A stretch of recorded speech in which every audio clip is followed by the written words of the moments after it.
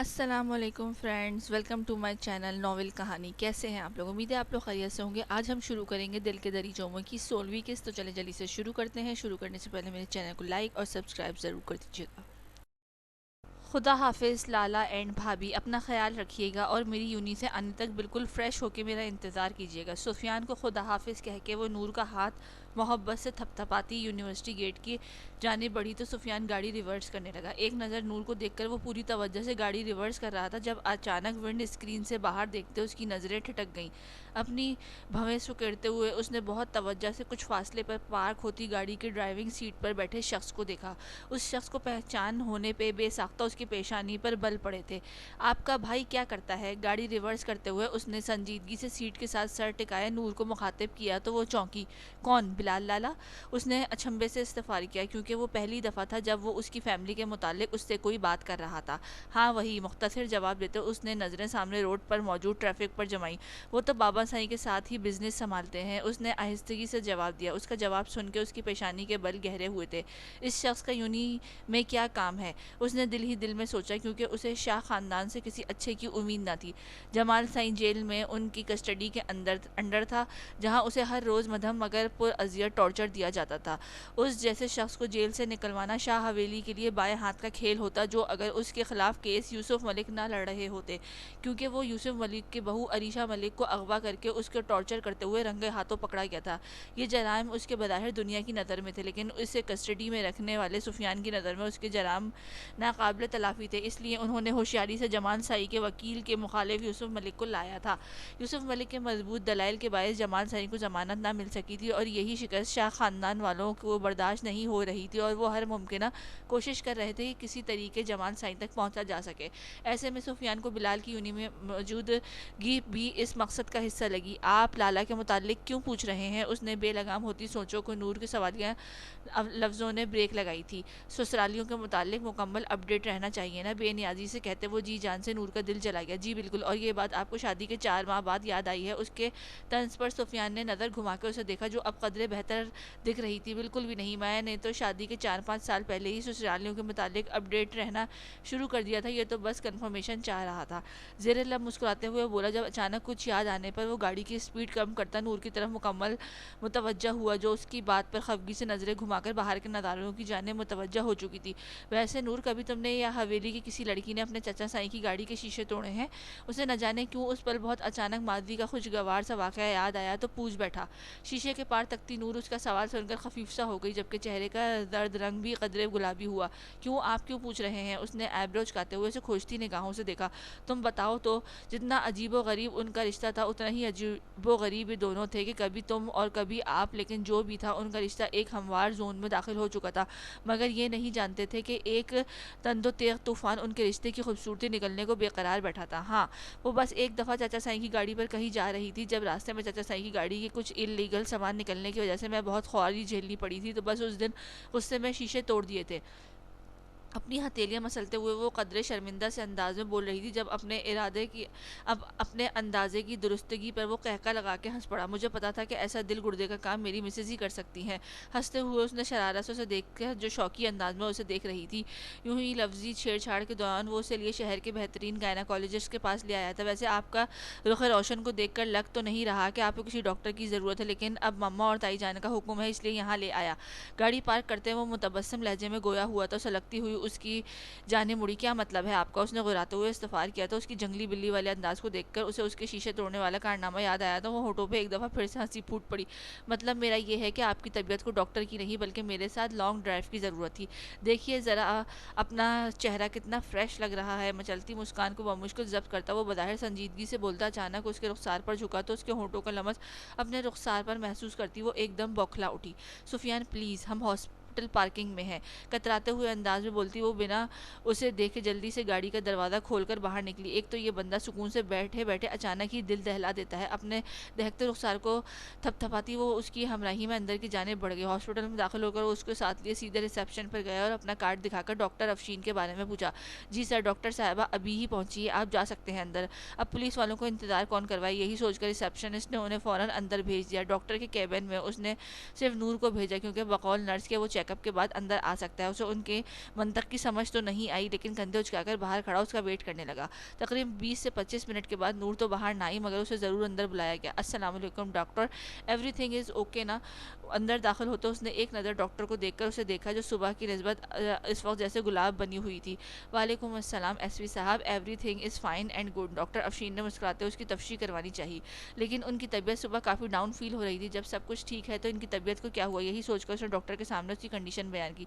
परेशानी की कोई बात नहीं है एसवी साहब, क्योंकि ऐसी कंडीशन में तबीयत में अप्स एंड डाउन्स आते रहते हैं, क्योंकि आपकी वाइफ प्रेग्नेंट है। डॉक्टर ने नरम खो अंदाज में कहे गए अल्फाज पर उसने के वजूद जैसे हिलकर रह गया। उसने एक झटके से फटी फटी आंखों के साथ गर्दन घुमाकर पहले डॉक्टर के मुतबस्सम चेहरे को देखा और फिर उसे देखा जिसकी निगाहों से बचने के लिए सुर्ख चेहरा छुपाने की तगोदों में थी। ओ माई गॉड! चंद लम्हे लगे थे उसे उनके कहे अल्फाज को समझने में, और फिर अगले ही पल वो तेजी से नूर की जानिब बढ़ा और उसे बाहों के घेरे में लेता जोर से सीने में भीज गया। थैंक यू सो मच, दुनिया का बेहतरीन अनमोल तोहफा दिया है आपने मुझे। थैंक यू मेरी जान, आप नहीं जानती इस वक्त मैं कितना खुश हूँ। उसे सीने से लगाए वो वाले अंदाज में उसके चेहरे के एक एक नश को अपने होठों से चूमता उसे पागल कर देने के दर पर था। किसी अजनबी फर्द के सामने उसकी ऐसी दीवानगी उसकी हवास छीन रही थी। वो कह रहा था कि वो अपनी खुशी बता नहीं सकता, लेकिन उसकी खुशी, उसकी दीवानगी उसकी आंखों से छलक रही थी। सुफियान प्लीज़ डॉक्टर, उसके होठों से सुलगते लमस और बाजुओं के मजबूत घेरे में वो बमुश्किल बोल पाई थी। जब उसके कहे टूटे फूटे अल्फाज पर उसे जैसे करंट सा लगा था। उसने आहिस्तगी से उसे दूर करते हुए पलट कर डॉक्टर की जानिब देखा, जो दानिस्तन उसकी जानिब देखने से नजरें फेरे मुस्कुरा रही थी। अपनी बेखुदी पर हुजुल होता वो अपने घनेरे बालों में उंगलियां फेरता डॉक्टर की जानिब मुतवज्जा हुआ। Thank you doctor. डॉक्टर का शुक्रिया अदा करके उसने उसकी जानिब देखा, जो अपनी जानिब अपनी बिखरी सांसों को बहाल करती उसकी जानिब देखने से मुकम्मल गुरेजा थी।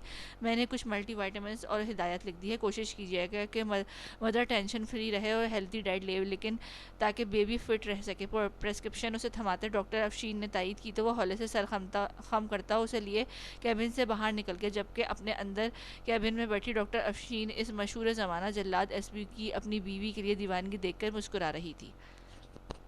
कैसी हो? वो बहुत आहिस्तगी से गुनगुनाती अपनी क्लास की जानिब बढ़ रही थी जब उक़ूब से आती शनासा आवाज़ पर मुड़ी। ओह आप! अपने से चंद कदम के फासले पर खड़े बिलाल को देखकर वो चौंकी थी। कैसी हो? उसने अपना सवाल दोबारा दोहराया। अल्हम्दुलिल्लाह, आप यहाँ कैसे? उसने नरमी से सवाल किया, हालांकि वो पूछना ये चाहती थी कि आप मेरे पीछे क्यों आ गए, लेकिन इतनी बेमरवती वो नहीं दिखा सकती थी। तुम बेवकूफ़ हो या बाकी नहीं जानती कि मैं बिना मतलब के यहाँ आए रोज़ यूनी क्यों आता हूँ? उसके मेकअप से पाक निखरे चेहरे को गहरी निगाहों से तकते हुए वो भारी लहजे में बोला तो उसने ठटक कर उसकी जानिब देखा, जो पूरी तवज्जो से उसकी जानिब मुतवज्जा था। क्या मतलब है आपका? उसकी निगाहों से वो खासी जुज़बुज़ हुई थी। ये उधार तो मेरे गले पड़ रहा है। वो दिल ही दिल में बड़बड़ाई। मतलब तुम घर जाके ज़रूर सोचना और मुझे कल बताना कि मैं बिना मतलब के यूनी क्यों आता हूँ।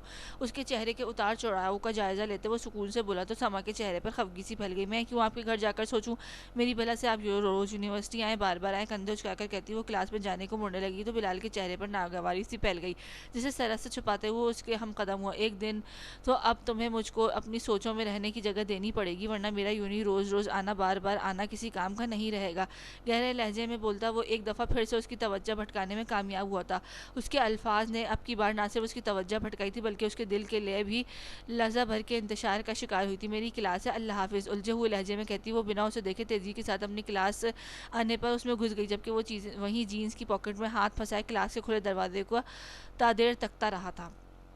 धड़कते दिल के साथ उसने कपकपाते हाथों से अपार्टमेंट के बंद दरवाजे को छुआ तो दरवाज़ा खुद ब खुद खुदता चला गया।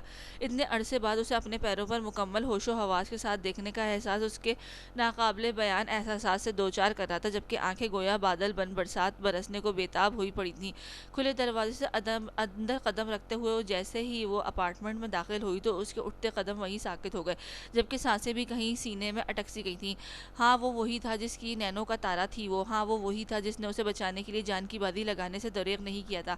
हाँ, वो वही था जो उसके सालों होश में की वादियों से दूर भटकता रहा था। ये वही था जिसका अंग अंग जख्मों से चूर था, लेकिन उस वक्त उसके सामने बिल्कुल ठीक अपने पैरों पे मजबूती से खड़ा, अपने खूबसूरत आंखें उस पर जमाए हुए था। दोनों में से कोई भी अपनी जगह से एक कदम भी आगे नहीं बढ़ा था, बल्कि उस वक्त वो दोनों एक दूसरे को देखते हुए गोया गुजरे माहो साल की अजियतों को बुलाए उस लम्हे के सहर से जकड़े हुए थे। मगर इस लम्हे का सहर उस वक्त ख़त्म हुआ जब उसे देखती गज़ल की आंखों से आंसुओं की दबीज धुंध छाने लगी और उसके सामने खड़ा महावीर शाह का अक्स धुंधला होने लगा। गज़ल उसकी आंखों में चमकते के आंसुओं को देखकर वो तड़प कर उसकी जाने बढ़ा, जो उसके होठों से निकलते अपना नाम सुनकर अपना जब्त खोती उसके करीब आने पर उसके सीने से जा लगी थी। वीर, बुलंद आवाज में रोती गजल के सीने से लगाए दोनों अपने गम गलत करने की कोशिश कर रहे थे, मगर जब गजल के रोने में कमी नहीं आई तो वीर को उसका सर सहलाते हुए उसे पुकारा, गजल शिशरोना बंद करो प्लीज। उसके नरम को लहजे पर उसने आंसू थमने के बजाय मजीद तेज हुए तो वो परेशान हुआ। गजल प्लीज यार, तुम्हारे आंसू मुझे तकलीफ दे रहे हैं। उसके लहजे की बेबसी और इस्तराब पर वो बमुश्किल अपनी सिसकियों पे काबू पाती अपने आंसू रोकने की कोशिश करने लगी। क्या इतनी बुरी शक्ल हो गई है मेरी कि मुझे देखते ही तुम्हारे आंसू निकल आए? माहौल की अफसरदगी को कम करने के लिए वो हल्के फुल्के अंदाज में बोला तो वो बेसाख्ता नम आंखों के साथ मुस्कुरा दी। उसके मुस्कुराते चेहरे को देखकर उसने उसका हाथ थामकर किचन की जानिब कदम बढ़ाया और फिर उसे कुर्सी पर बिठाकर खुद फ्रीजर से जूस निकालने लगी। तुम ठीक हो वीर? उसे यकटक तकती गजल ने आहिस्तगी से सवाल किया तो जूस गिलास में उड़ेलता वीर ठिठका, लेकिन फौरन खुद को कंपोज करते हुए उसने अपने काम की तरफ मुतवज्जा हो गया। अगर जिस्मानी लिहाज से पूछ रही हो तो हाँ ठीक हूँ, लेकिन अगर मेंटली पूछ रही हो तो नहीं। बिना कुछ छुपाए उसने साफ गोई से कहते जूस का गिलास उसके सामने रखा। एहसन अंकल के बारे में कुछ पता चला? उसने जूस का सिप लेते हुए उसे देखा, जो उनके ग्रुप में सबसे नरम को जाना जाता था, लेकिन हालात ने उसे न जाने कब किन चक फेरियों में उलझा दिया था। अभी कोई ठोस खबर नहीं मिली, लेकिन ये सुनने में आ रहा है कि उन्हें कराची ले जाया गया है। अब कल कराची के लिए निकलूंगा, उसने संजीदगी से कहते हुए उसके सामने पड़ी कुर्सी संभाली। अकेले जाओगे? वो फौरन मुतफक्किर हुई। नहीं, वो सड़ियल कैफ हरगिज अकेला नहीं जाने देगा। उसने भवें उकेरते हुए वो होले से मुस्कुरा दी, लेकिन अगले ही कुछ सोचकर उसकी मुस्कुराहट बंधम हुई। वीर, तुम जानते हो मेरा मतलब कि मैं और कैफ, वो झिझकते हुए बोल रही थी जब उसने उसकी बात काटी। मैं सब जानता हूँ गजल, और मेरे लिए ये बात अहम है कि तुम अब सिर्फ मेरी हो। जो हुआ वो देखा जाएगा, तो इस रिश्ते की तौहीन है, लेकिन हालात का तकादा ही कुछ ऐसा बन गया था कि सबको ये कदम उठाना पड़ा। मगर अब इंशाल्लाह सब ठीक हो जाएगा। उसका बायां हाथ अपने हाथ में लेते हुए बोल रहा था कि जब उसकी नज़र उसके हाथ में पहनी अंगूठी पे पड़ी, ये मैंने कैफ के साथ जाकर तुम्हारे लिए खरीदी थी। वो अंगूठी को उंगली से छूते हुए रिसान से गोया हुआ तो उसकी पलकें एक दफ़ा फिर से भीगने लगी। मैं कल कराची जाऊंगा, मुझे आइडिया नहीं है कि मैं वहाँ कितने दिन तक रुकूंगा, लेकिन तुम अपनी इद्दत वहीं कैफ के घर में रहकर ख़त्म करोगी। मैं इंशाल्लाह पापा के साथ ही वापस आऊँगा, तब तक ये तीनों यहाँ मौजूद मैंस को संभालेंगे। उसकी हाथ को नरमी से सहलाते हुए वो आने वाले वक्त की प्लान्स के मुताबिक आगा कर रहा था, जब उसे तवज्जो से सुनती गज़ल उसको अपनी आंखों में उतार रही थी। गुस्से से आग बगोला होती नीलम शाह ने जोर से फाइल मेज पर पटकी। ना कोई रिकॉर्ड, ना कोई डीलिंग, फिर अकाउंट्स का पैसा कहाँ गया? वो अपने सामने मौजूद अकाउंट्स को देखती बुलंद आवाज़ में धाड़ी थी, मैम हम नहीं जानते कि पैसा कहाँ गया है, क्योंकि पैसे पहले एहसन सन फिर उनके बेटों के साइन के बाद ही ट्रांसफ़र होते थे, लेकिन जब से वो लोग ऑफिस नहीं आते सारी डीलिंग्स और ट्रांसफॉर्मेशन आपके सिग्नेचर के बाद ही होती है। अकाउंट्स मैनेजर ने संजीदगी से उसे जवाब दिया तो वो मजीद बिफर गई। दफ़ा हो जाओ तुम सब लोग यहाँ से, और कल तक मुझे चाहे पताल से ढूंढ कर लाना पड़े, लेकिन सारा पैसा कल मुझे चाहिए। इतना बड़ा धचका उसको पागल कर रहा था, तभी वो बुरी तरह से चीख रही थी। उन सब के जाने के बाद वो वसीम और आफाक शाह के जानिब मुतवज्जा हुई, जो खुद उस इंकशाफ पर गम और गुस्से का शिकार थे। उस लंगड़े शख्स को अब तक इसलिए सर पर सजाकर बिठाया है कि उसकी हालत में होना हमारे लिए फ़ायदेमंद साबित हो रहा था। पावर ऑफ अटॉर्नी ना मिलने के बावजूद उसकी माजूरी की बिना पर सारे अख्तियारात इस तरह से हमें मिल गए थे। ऐसे में अकाउंट्स का पैसा कैसे गायब हो सकता है? जिस पैसे के लिए वो सालों से शतरंज बिछाए चाल पे चाल चल रही थी, वो पैसा उसकी नाक तले से गायब होने लगा था। ये सोच ही उसे पागल कर देने के दर पर थी। तुम परेशान नहीं हो, मैं कल तक सारे सीसीटीवी कैमरा चेक करता हूँ और तमाम रिकॉर्ड्स का भी तफसील से जायजा लेता हूँ। वसीम शाह ने बीवी को आग बगोला वजूद को ठंडा करना चाहा। भाभी ये इन लड़कों का किया धरा तो नहीं? आफाक शाह ने उनका ध्यान दूसरी जानिब मबजूल कराना चाहा तो उसने नहुवत से सर झटका। हूँ, हमारे घर के मामला से उन्हें क्या लेना देना? उस एक दोस्त उनका न जाने कब का मर खप चुका है, दूसरा माजूर है और उससे मिलने पे मैंने पाबंदी लगा रखी है। वैसे भी वो दोनों जमाल साई के निशाने पर है, इसलिए मैं अपनी जान बचाने के चक्करों में है, उन्हें पराए मामलात में क्या लेना देना? उसने फौरन से पहले उनकी बात को रद्द किया। जमाल साई तो उस लड़के की कस्टडी में नहीं है। आफाक शाह ने छंबे से सवाल किया। वो कस्टडी में है, बाकी पूरा ख़ानदान तो बाहर है ना, जो उन दोनों के गधों की तरह नोच खाने को तैयार है। सफाकी से कहती वो अपना लैपटॉप ऑन करने लगी। वसीम, कल तक मुझे हर हाल में इस पैसे के मुतालिक अपडेट करो, क्योंकि ये पैसा, ये पावर पाने के लिए सालों से लड़ रही हूँ। अभी ही मुकम्मल बिसात पलटने का वक्त आया है, पुरस्कार अंदाज में कहते हुए उसने शौहर को ताकीद की तो वो सरस बात में हिलाते अपने मोबाइल पे कोई नंबर डायल करने लगे। वो सुन होते एहसाब के साथ पड़ी हुई थी जब उसकी तारीख जहन में बारिश होने का एहसास जागा तो उसका तारीक जहन रफ्ता रफ्ता बेदार होने लगा। जहन जब आलम ग़ुनूदगी में पहुंचा तो उसे महसूस हुआ जैसे उसके चेहरे पर बारिश के कतरे वक्फे वक्फे से गिर रहे हैं। अरीशा! अचानक ही एक मानूस सी आवाज़ उसके कानों में गूंजी तो उसका जहन मजीद साफ होने लगा। अरीशा! उसके चेहरे पर पानी का हल्का सा छिड़काव करते कैफ ने आहिस्तगी से उसका गाल थपथपाया तो अरीशा के एसाब व हवास बेदार होने लगे। रुखसार पर महसूस होते भारी हाथ के गर्म लवज पर उसने घबराते हुए पूरी कुव्वत से अपनी बंद आंखें खोली तो निगाह खुद पर झुके कैफ के खूबसूरत चेहरे पर जा टकराई।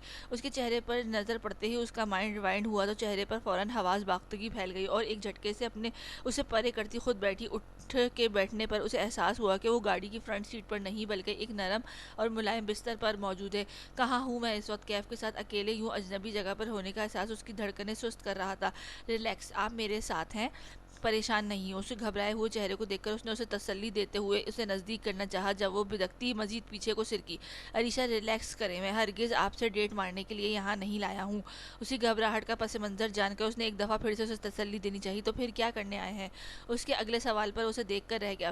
पहले तो उसका दिल चाहे फजूल सवाल का जवाब किसी और तरीके से दे, लेकिन फिर उसका ख्याल करके इरादा मनसूख कर दिया। मैं आपके साथ कुछ देर लॉन्ग ड्राइव पर जाना चाह रहा था, लेकिन आप तो डेट का लफ्ज़ सुनकर ऐसे बेहोश हो गई, इसलिए आपको यहाँ लाना पड़ा। ये मेरा अपार्टमेंट है। उसने उसकी तफसीलन उसकी तफ्ती करवानी चाहिए। वैसे डेट का लफ्ज़ सुनकर आप इतनी परेशान क्यों हो गई थी? उसके महसूस किया था कि वो निकाह के शुरू वाले दिनों की तरह उस वक्त उससे मुतफ़िर नहीं नज़र आ रही थी। शायद वजह यहाँ का अकेलापन था जिससे वो घबराई थी, इसलिए उसे छोटे छोटे सवाल करने लगा था। हाँ, तो लड़के इतने फजूल फजूल काम करते हैं डेट पे, तो इसलिए मैं परेशान। अपनी ही धुन में मगर वो रवानी में बोलती एकदम जब हुई तो उसे देखने लगा। वो चमकती निगाहों से उसे ही देख रहा था। आपके ख्याल में मैं आपके साथ फजूल फजूल काम कर सकता हूँ? उसका हाथ थामते बहुत सहूलत के साथ उसने अपने नज़दीक खींचा तो वो भारी लहजे में गोया हुआ तो वो जो बिला इरादा कुर्बत पर जुज़बुज़ होती फ़ौरन मज़ाहिमत पर उतरी थी। उसके अल्फाज पर धक से रह गई, लेकिन फिर भी बहुत सारे लम्हे उसकी आंखों के सामने लहराए तो चेहरे की रंगत दहकने लगी। आप अभी भी वही कर रहे हैं? पूरी कुव्वत लगाती वो उससे दूर होने की तगदो में थी। जब उसने उसे समेटते हुए अपने सीने से लगाया तो अरीशा को लगा उसकी सांसें थम गई हैं। उसे अपने सीने में भींचते उसने बायां हाथ बढ़ाते उसके सिल्की बालों में अटकी पोनी खींची तो बाल उसकी नाजुक कमर पर बिखर गए। मैं तो प्यार करने की कोशिश कर रहा हूँ। उसे खुले बालों में चेहरा छुपाता वो खुमार आलूद आवाज़ में बोलता। उसके रगों पैर में सनसनी सी भर गया। उसकी खुमार आलूद आवाज़ पुरतपिश सांसों की लपक और गर्दन को छूते उसके नरम लब उसकी शर्ट जकड़ कर बैठी अरीशा की हथेलियां नम कर गए। इससे पहले कि उसकी ये बेख्तियारी एक बिपरे समंदर की मानन सब बहा के ले जाती, अरीशा के चेहरे पर फिसलते आंसू उसे होश की वादियों में पटक गए। अरीशा, रिलैक्स, आप रो क्यों रही हैं? उससे थोड़ा दूर होता वो उसके रुखसार पर फिसलते आंसू चुनता परेशानी से तो बोला वो तो बुलंद आवाज में रोने लगी। आपको शर्म नहीं आती? मैं आपको नहीं पता कि ऐसे जब आप मेरे सामने आते हैं तो मुझे क्या होता है? उसे कभी उस शख्स के मुतालिक ऐसा नहीं सोचा था, लेकिन अब उसके साथ इस कदर क़यामत ख़ेज़ खुर्बत उसके दिल पर तबाह कारियाँ कर गई थी। वो उसके सीने पर मुक्के मारती रोती हुई बेरब सा बोल रही थी। Okay, I am sorry Arisha, relax. वो उसकी कैफियत समझ रहा था, तभी रसाना से कहता उसके आंसू साफ करते जब अरीशा ने रोते हुए उसके दोनों हाथ थामे। खबरदार, आज के बाद मेरे साथ ऐसा मत करना। आप प्लीज़ पहले जैसे ही रहें, जैसे जब चाचू थे वैसे। वो नहीं जानती थी कि वो क्या बोल रही थी, लेकिन उसके अल्फाज पर कैफ ने गहरी सांस भर के तवज्जो से उसे देखा, जिससे उसके चंद लम्हे कुर्बत पर बेतहाशा गड़बड़ा चुकी थी। मतलब कि आप चाहती हैं कि मैं आपका शौहर होने के बावजूद आपके साथ चाचू जैसा रवैया रखूँ? उसके नाजुक हाथों में जकड़े अपने मजबूत हाथों को एक नज़र देखने के बाद उसकी निगाह उसके बिखरे बाल पर जा टिकी थी। जबकि अरीशा जो अब कदरे संभल चुकी थी उसके सवाल पर थोड़ा जुज़बुज़ हुई, लेकिन फिर उसके साथ छोड़ती सरस बात भी गई। शौहर वाला रवैया आप गज़ल के साथ रख लें, लेकिन मुझे आपने तंग नहीं करना प्लीज़। वो शख्स उसकी नज़र में उसका सबसे बड़ा मुजरिम था। वो उसे अपने लिए फेवर मांग रही थी। मेरी क्लोजेट से रखे अपने सुर्ख स्कार्फ देखने के बाद भी आप चाहती हैं कि मैं आपको ऐसी रियायत दूँ? वो जानना चाहता था कि आया वो उसकी फीलिंग्स से वाकिफ़ थी या नहीं, इसलिए उसका सुर्ख स्कार्फ का तस्करा किया, मगर वो तो सुर्ख स्कार्फ के साथ गज़ल की मंगनी की तस्वीरें देखकर उलझ चुकी थी, इसलिए वो जान के भी कुछ नहीं जान सकती थी। वो कैफ के सवाल पर इस वक्त जुज़बुज़ सी हो गई थी, क्योंकि वो इस वक्त गज़ल का खाता नहीं खोलना चाहती थी कि यहाँ तन्हाई थी और ऐसे यहाँ से निकलना था। मुझे घर जाना है। बेड पर पड़ी पोनी हाथ में लेते बाल बांधने की नाकाम कोशिश करती वो उससे मुखातिब हुई। लाए मैं बांधूँ सी कोशिश देकर उसके हाथ आगे बढ़ाया तो वो उससे खामोशी से पोनी उसके हाथ में रख दी कि उसे पोनी बांधनी नहीं आती थी और खुले बालों के साथ वो घर नहीं जाना चाहती थी। इधर वॉशरूम है, अपना हाथ मुँह धोकर फ्रेश हुए फिर निकलते हैं घर के लिए। उसके बाल बांधने के बाद उसने कहा तो वो सराज बात पर हिलाती वॉशरूम की जानिब बढ़ गई। आप वीर से मिलना चाहती हैं आंटी? उसने रोटी का निवाला समीना शाह के मुंह में डालते हुए मोहताज से अंदाज में पूछा, जो अपनी कलाइयों में पहनी चूड़ियों पर उंगली फेर रही थी। वीर से उन्होंने जैसे पुरसोच अंदाज में उसे देखते गोया कुछ याद करने की कोशिश की। वीर तो चूड़ियाँ लेने गया है, लेकिन माही को सब डांट रहे थे, वो कहाँ है? उनके उलझे हुए सवालिया अंदाज पर उसको खाना खिलाता कशमाला का वजूद को करंट सा लगा था। अब ये माही कौन है? उसने बेअख्तियार सोचा। मुझे लगता है कि मैं एक नॉर्मल घराने के बजाय किसी भूल भुलैया में आ गई हूँ, जहाँ हर रोज़ एक नया धमाका होता है मुझ पर। उनके कदर बेहतरी की तरफ मायल वजूद को देखती वो सोचों में खोई थी, जब समीना शाह की आवाज़ ने उसे होश की वादियों में लापटका। तुम मेरी बहू हो ना? उनकी जहनी रूह हैद भटक चुकी थी, और ऐसे दिन में 2 से 3 बार वो ज़रूर होता था कि वो उससे ये सवाल ज़रूर करती थी, फिर वीर क्यों नहीं आता? उन्होंने अपना पुराना सवाल दोहराया। क्योंकि वो आ नहीं सकता, आपको उसके पास जाना होगा। आप चलेंगी मेरे साथ? उसने खाना की ट्रे साइड पर रखते हुए उसके हाथ थामे तो उनके चेहरे पर खौफ फैल गया। बाहर गई तो वो फिर बांध देगी, उसके लहजे का खौफ उसका दिल चीर गई थी। अब ऐसा नहीं होगा ना, मैं ऐसा होने नहीं दूंगी। आपने परेशान नहीं होना, मैं कुछ देर बाद आपको आपके बेटे से मिलवाऊंगी। उनके हाथों को मोहब्बत से थपथपाती वो अपनी जगह से उठी थी। ये उसकी अंतहक मेहनत और समीना शाह से उनसियत थी, जिसकी बदौलत वह बेहतरी की तरफ माइल उसकी बहुत सी बातों को समझने की कोशिश करती थी। ऐसे में कशमाला की पूरी उम्मीद थी कि बहुत जल्द समीना शाह अपने होशो हवास में आ जाएंगी। खुशी से सोचती हुई वो मगन से अपने कमरे तक पहुंची और एक झटके से दरवाज़ा खोलकर अंदर दाखिल हुई। तुम्हारे लिए गुड न्यूज़ है, तुम्हारी मम्मा तो अपनी ही धुन में बोलते हुए उसकी निगाह जब सामने पड़ी तो उसकी आंखें फटी की पटी रह गई। उससे फटी निगाहों से उसे देखते हुए जो बेड के नज़दीक झुका हुआ था, तो आप मेरा मतलब तुम ठीक हो? उसकी हैरान और बेयकीन आवाज़ जैसे गहरी खाई से आती महसूस हुई। वो बेयकीनी से उसे देख रही थी, जो एक हाथ साइड टेबल पर रखे झुकने के से अंदाज में खड़ा था। क्या वो अपने पैरों पर खड़ा हो सकता था? साए साए करते जहन के साथ उसने सोचा, मगर अगले ही पल वो लड़खड़ाते हुए ज़मीन पर आ गिरा तो दरवाजे के पास खड़ी शुशत कशमाला के दिमाग जैसे मजीद आंधियों की जद में आ गया। वॉशरूम जाना है मुझे। वो हैरतों के समंदर में गौता जन वहीं है साकित खड़ी थी, जब उसकी दर्द से चूर आवाज़ पे होश में आई। उसने नजरें घुमाकर उसे देखा, जो बेड के नज़दीक औंधे मुंह गिरा बहुत तकलीफ से सीधा होने की कोशिश कर रहा था। उसके चेहरे पर छाए तकलीफदह तासुरात देखकर उसके दिल को छाने वाले मशकूक ख्यालात भक्त से उड़े थे। वो तेजी से उसके जानिब लपकी। मेरे आने का वेट कर लेते, तुम खुद को इतनी तकलीफ क्यों दी तुमने? उसके मजबूत और तवाना वजूद को अपनी नाजुक बाहों से समेटने की कोशिश करती हूँ और मुतफक्कर लहजे में बोली तो उसकी तवज्जो उसकी जानिब देखकर वो अपनी जान तोड़ कोशिश से उसे सीधा करने में लगी थी। ठीक हूँ मैं। उसके चेहरे पर छाए शर्मिंदगी और तकलीफ के रंग देखकर उसने बेसाख्ता कहा, लेकिन वो उसकी तरफ मुतवज्जा नहीं थी, बल्कि वो उसकी कमर में दोनों बाजू हायल के उसे उठाने की कोशिश में अपना सर से सरकते दुपट्टे से बेखबर थी। लेकिन अब शायद ठीक ना रहूं। उसे देखते हुए अचानक वो जिस अंदाज में बड़बड़ाया था, कशमाला ने चौंक कर उसे देखा, लेकिन उसकी खूबसूरत आंखों का मरकज उसकी खूबसूरत आंखों का मरकज उसकी सुराहीदार गर्दन में पहना वो नीला मोती था। और इन तमाम अरसे में बहुत लाशऊरी तौर पर वो इतना तो जान ही चुकी थी कि वो इस मोती को देखकर ये शख्स बेलगाम हो जाता था। जल्दी से फ्रेश हो जाओ, फिर तुम्हें अपनी मम्मा से मिल सकते हो। उसकी तवज्जो भटकाने को उसने जल्दी से अपनी बाजुओं को हरकत देते हुए उसे उठाने की कोशिश की, लेकिन वो जैसे जवान मर्द को उसके लिए ज़मीन से मुकम्मल अपने सहारे पर उठाना इतना आसान भी नहीं था। मम्मा ठीक है। निगाहें हनूज गर्दन पर डोलते मोती पर जमाए वो गहरी संजीदगी से बोला तो कशमाला ने आहिस्तगी से सर अजबात में हिलाया, तो उसकी हरकत के साथ सफ़ेद गर्दन में नीले मोती की दिल फरेबी पर जब्त होता वो उसकी जानिब झुकते हुए लब उस मोती की खूबसूरती को महसूस करने के लिए जमा गया। वो जो घुटनों के बल बैठी उसे बमुश्किल थोड़ा सीधा करके बिठाने पर कामयाब हुई थी। इस सिचुएशन में ऐसी हरकत पर बौखलाई हुई बमुश्किल खुद को लड़खड़ाने से बचाती अपनी सुस्त पड़ती धड़कनों के साथ उसके बदन पे अपने नाखून घुसेड़ गई। बस करो। चंद लम्हे बाद जब उसने भारी आवाज़ के साथ उसे पुकारा था, उसकी पुकार पर वो संभलते हुए पीछे हटाता वो सुर्ख मगर सपाट चेहरे लिए बड़ी मेहनत से उसके वजूद को सहारा देती बिल आखिर बेड पर बिठाने में कामयाब हो गई थी। उसे बेड पर बिठाने के बाद उसने व्हील चेयर नज़दीक किया और उसे उस पर बिठाकर वॉशरूम की जानिब ले गई। उसे वॉशरूम भेजकर वो थके थके कदमों से चलती वापस बेड की तरफ आई और वहीं बैठ गई।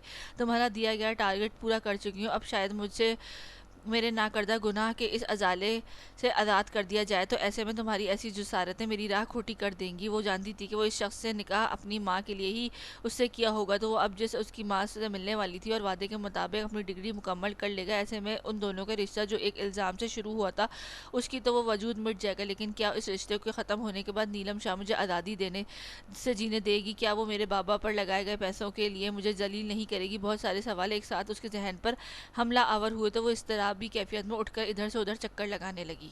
नूर और सुफियान ने जैसे ही एक साथ आगा हाउस में कदम रखा तो उन पर फूलों की बरसात होने लगी, क्योंकि फिर सुफियान मैसेज पर रोमा बेगम को बता चुका था कि बहुत बहुत मुबारक हो बच्चे, अल्लाह पाक खैर से वक्त लाए और हमें देखना नसीब फरमाए। बी जान ने मोहब्बत से नूर का सर चूमते हुए दुआएं दी तो वो सुर्ख चेहरे के साथ खुलकर मुस्कुराती दिल में आमीन का विर्द करने लगी। मुझे यकीन नहीं आता कि ये वही सुफियान है जिसने कुछ माह कबल घर में जंग का तबल मचाया हुआ था कि मुझे शादी नहीं करनी है। अब ये वही सुफियान है जो 4 माह बाद हमें बाप बनने की नवीद सुना रहा है। फायक ने मुस्कुराते लहजे में सुफियान को छेड़ा, जिसके चमकते चेहरे से उसकी खुशी छलक रही थी, जबकि फायक की शरारत पर सभी खिलखिला दिए।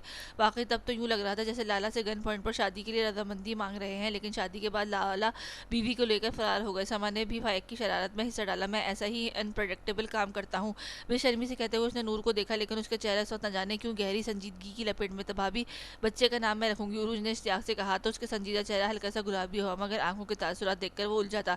इलाही खैर, मुजरम के हलक से ना करदा गुनाह तक उगलवा लेता हूँ, लेकिन बीवी का खुशगवार मूड बरकरार रखने से कासिर हूँ। दिल में कर रहा था। अभी जान ने फौरन सदके के काले बकरे मंगवाए, उनका हाथ लगवाकर सदका दिया। काफ़ी देर उन लोगों के पास बैठने के बाद जब रूमा बेगम ने नूर को कमरे में भेजा तो थोड़ी देर बाद वो भी उनके पीछे ही गया था। दरवाज़ा आहिस्तेगी से खोलते हुए उसने अंदर कदम रखा तो वो बैठ के किनारे पैर लटकाए कर बैठी नजर आई। क्या बात है, तबीयत ठीक है ना? उसके नज़दीक बैठते हुए उसने नरमी से इस्तफार किया तो नूर ने उसकी आवाज़ पर सुलगती निगाह उठाकर उसकी जानिब देखा। मुझे भी थाने जाना है, लेकिन अगर तुम ऐसी नज़रों से मुझे देखोगी तो वल्लाह मैं लेट हो जाऊंगा। उसकी खुद को जानिब उठती निगाहों को महसूस करते वो बेबाकी से बोला तो वो जी जान से गड़बड़ाई। मेरे साथ बदतमीजी ना किया करें। अपने चेहरे से छलकती शर्म की सुर्खी को उसने गुस्से की दबीज तह तले दबाना चाहा, मगर इरादा तो मजीद बदतमीजी दिखाने का है। देखा नहीं आपने कि इन बदतमीजियों का ऐसा अनमोल नतीजा मिल रहा है? शरारत से कहते हुए उसकी जानिब झुका तो नूर ने फौरन उसके होठों पर अपनी हथेली जमी। आपने मुझसे शादी करने से इनकार किया था। वो जो उसकी हथेली चूम रहा था उसकी गैर मुतवक्का सवाल पर चौंका। नहीं, क्यों? खैरियत से इस्तेफार करते हुए उसने उसकी कलाई पर लब रखने चाहे जब उस तजाहिल आरफाना पर बिगड़ती नूर ने अपनी कलाई खींची। झूठ नहीं बोले, आप ही कज़न कह रही थी कि आपकी शादी से इनकार किया था। वो नहीं जानती थी कि उसे क्या चीज़ बुरी लगी थी, लेकिन इस वक्त उसे उस पर बहुत गुस्सा आ रहा था। हाँ, शादी से इनकार किया था, लेकिन तुमसे शादी पर नहीं। वो उससे उस बेमौका गुफ्तगू से उलझा नपे तुले जवाब देता उस गुफ्तगू के पस मंज़र को जानना चाह रहा था। लेकिन मतलब आपकी शादी किसी और से भी हो रही थी? उसके जवाब पर जलती नूर की आवाज़ सदमे और गुस्से की शिद्दत से गोया फटने वाली हो गई थी। ओ माय गॉड, क्या हो गया है मिसेज? मेरी सिर्फ एक अदद ही शादी हुई है और वो भी सिर्फ तुमसे। उसने फ़ौरन से पहले उसकी तस्दीक की। फिर आपने मुझसे शादी से इनकार करने की जुर्रत कैसी की? और ऐसे इनकार के बाद यूं रोमांस झाड़ रहे होते जैसे मेरी मोहब्बत में गोटे गोटे गर्क हो चुके थे।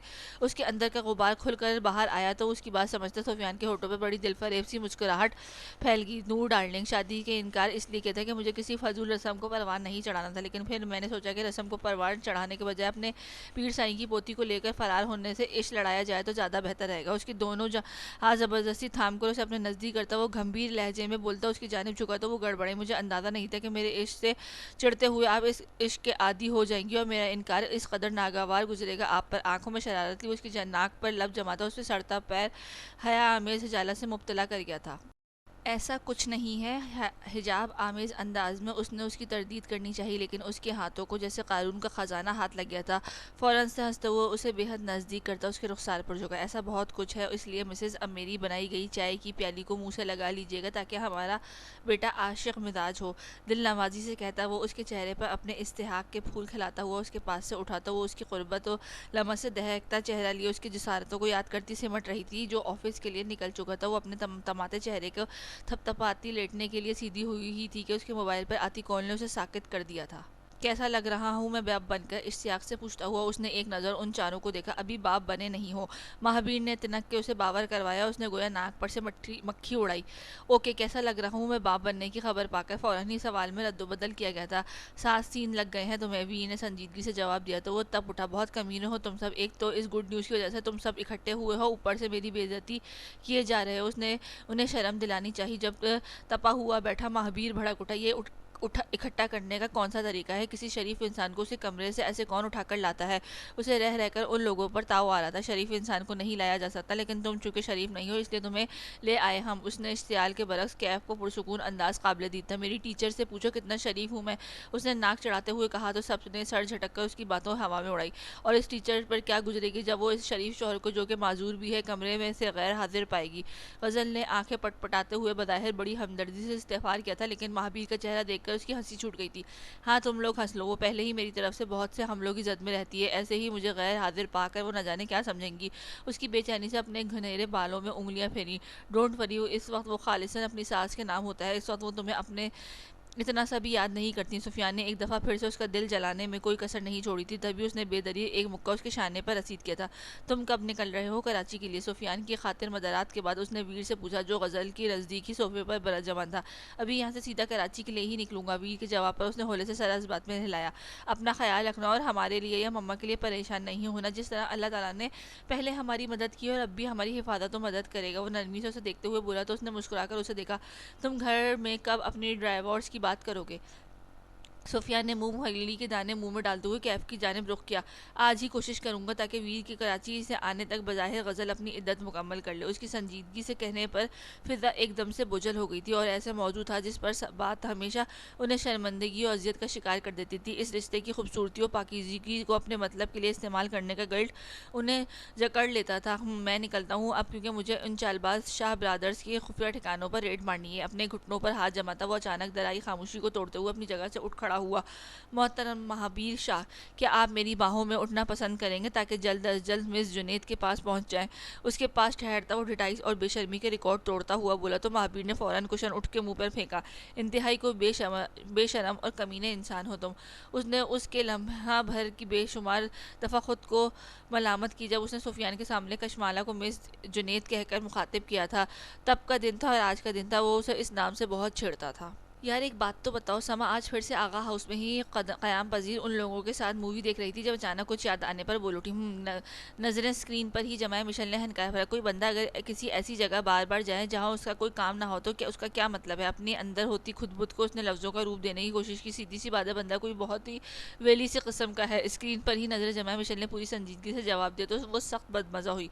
ओहो यार देखो, अगर कोई बंदा यूं ही बार बार आए हालांकि कोई काम भी ना हो तो फिर अब उसके सवाल ज़रा वजाहत से पेश करने की कोशिश की थी। फिर तो कोई उस बंदे के साथ ही दिमागी खलल होगा, क्योंकि कोई बंदा यूनी काम के लिए आता है ना जाए को जाके काम के बगैर जाना। न बिना किसी देरी के मिशेल ने पटक कर जवाब दिया तो समा का दिल चाहा अपना माथा पीट ले। वाकई इस बात को सच तस्लीम कर ले कि इस शख्स के साथ कोई दिमागी खलल है। ओ मेरी माँ, बंदा किसी जगह बगैर मकसद के नहीं जाता। अगर काम ना होने पर भी आप कहीं जाते हो तो मतलब यह है कि आप वहाँ की किसी शय से उनसियत रखते हो। उसका मुंह देखकर उरूज ने अब के मूवी से नजरें हटाकर उसे जवाब दिया तो वो सोच में गड़ पड़ गई।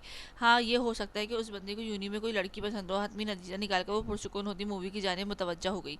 जब सुफियान आगा ने आफाक शाह और वसीम शाह के बनाए गए खुफिया ठिकानों पर रेड मारी, उस लम्हे महावीर जमाल शाह जमाल साई के नाम से बनने वाली फैक्ट्री जो कि उस वक्त बंद पड़ी थी को आतिश नज़र कर चुका था और महावीर शाह सोफे पर बैठा धड़कते हुए दिल के साथ अपनी माँ का मुंतजिर था, जबकि कैफ मलिक और गज़ल बुखारी गोया एक कटहरे में खड़े आने वाले वक्त के लिए खुद को तैयार कर रहे थे। मैं गज़ल को डाइवोर्स करना चाहता हूँ। उसके होठों से निकलने वाले अल्फाज उस पल वहाँ मौजूद अफराद की समातों पर बम की तरह फटे थे और ऐसा ही बम मलिक मंजिल में मौजूद अपने पेपर्स की तैयारियों में समातों में भी पड़ा था।